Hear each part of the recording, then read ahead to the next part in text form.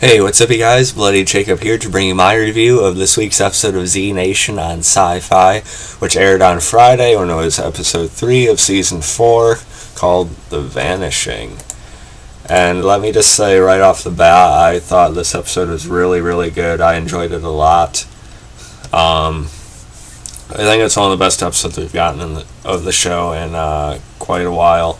Or, well, I shouldn't say quite a while, but it's been my favorite, I think, since the Duel episode last year. You know, that sort of Addie solo episode as she was chasing after Lucy and, fighting the man over and over. I think this is probably my favorite since that. And this episode impressed me, again.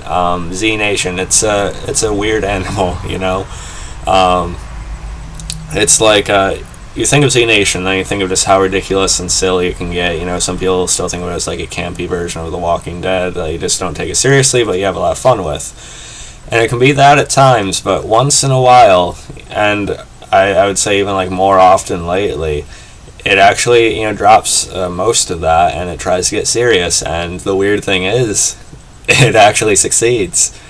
And this episode is one of those. Pretty much in one location for a large majority of the time. It was great to see Murphy and Warren meet up with most of the others again. 10K and Doc, of course. So it's good to have that. Addie's still on her own out there. We see, I'm sure Addie will track him down at some point and rejoin him and such. There was no Addie on the episode. That's one negative, but the rest of the episode is just so enthralling, and I didn't think I'd say that about Z Nation, but it happened again. And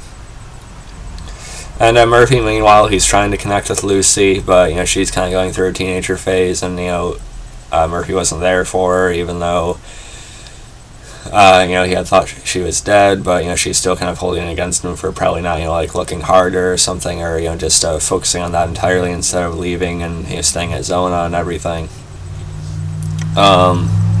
Or he didn't just leave to Zona, but they were all taken. Some of them were taken there, but still. So that was pretty good as well. But the main thing about this episode was there's some kind of threat out there. Some kind of threat in the woods.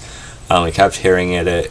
Z Nation in this episode had a really mysterious and intriguing and really tense atmosphere and tone to it, which I really liked a lot.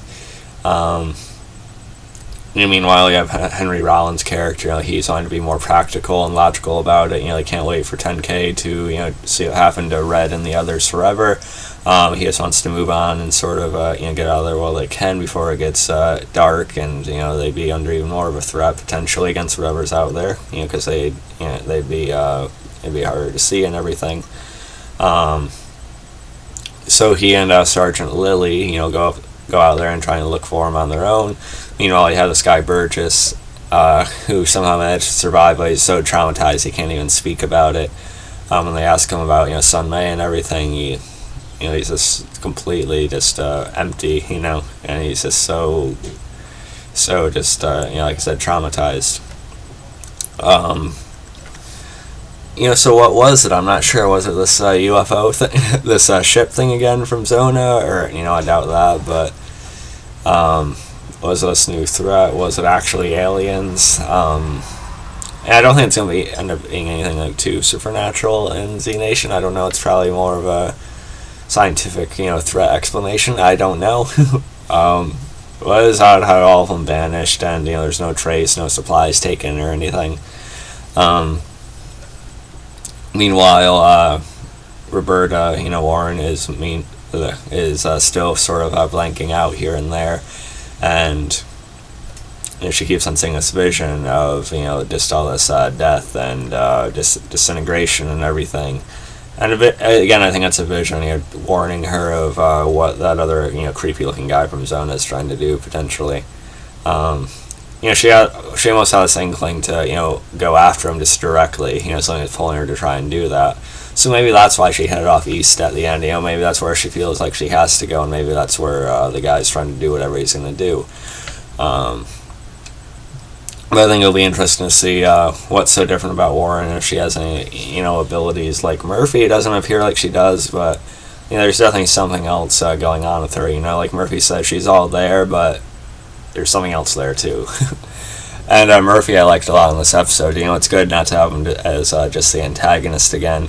It's good to see he's coming back more to his sarcastic, human ways that he had in season 1. Except I think he is a little bit more openly, I don't know. I don't know if I want to call Murphy openly caring, but he definitely gets along with the group a lot more than he did then. And we even get to see Murphy get in on a little bit of the action. He tries to put down again that unkillable Z. And I wish it was more than just the unkillable Z's out there again. It's a lot of hype just to see that thing come out again. Maybe there is still something else out there. I don't know, but I kind of doubt it now after this episode. I'm really wondering why and how that's worked though. Because Henry Rollins, he ends up getting turned. I thought he was going to be around for a bit longer, but it was fine the way they did it here. I thought the scene of Sergeant Lilly actually returning and having just shoot him into just mush, is fairly surprisingly effective for Z Nation. So it appears like Sergeant Lilly is going to be sticking with him for a while. I don't really expect her to make it out of the season or anything, especially with Addie still being around. And no, they're not killing off Addie. Don't. They better not. I think she could be a good character to have around for a while anyway. I already kind of like Sergeant Lilly more than Sunmay and Red, honestly. Red's fine, I guess, but I don't really like Sunmay that much, to be completely truthful.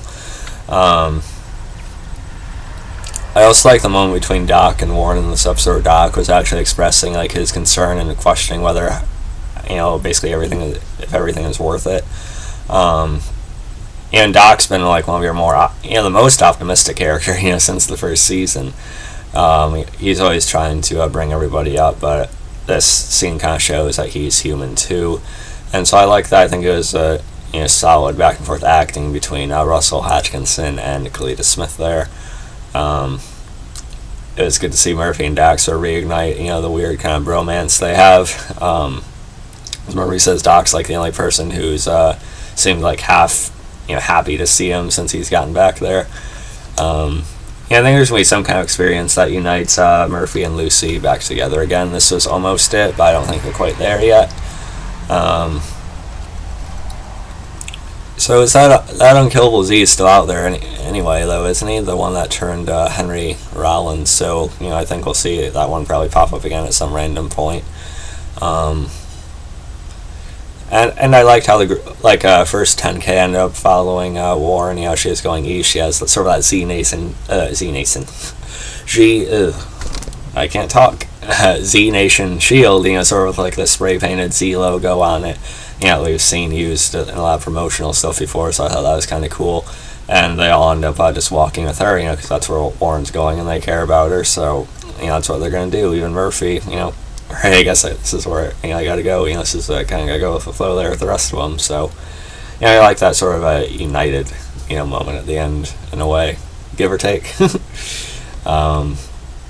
And now it appears like Lily's even going with them. So yeah, I thought this was such a great episode. It had a really serious mood to it, and it actually worked. It's really odd how Z Nation can pull that off sometimes. But I thought it was really good. I actually liked it a lot. I'm going to give it a 9.1, 9.2 out of 10. I think it was that good, actually. And it just shows what Z Nation can be capable of if it really wants to. So yeah, you can follow me on Facebook, Twitter, subscribe. I'll catch you guys next time. I'm going to try and review the Season 3 finale of Fear the Walking Dead tonight. I also have a review of The Lost Boys coming out soon. Probably sometime late tonight or tomorrow. So yeah, catch you guys next time. Peace.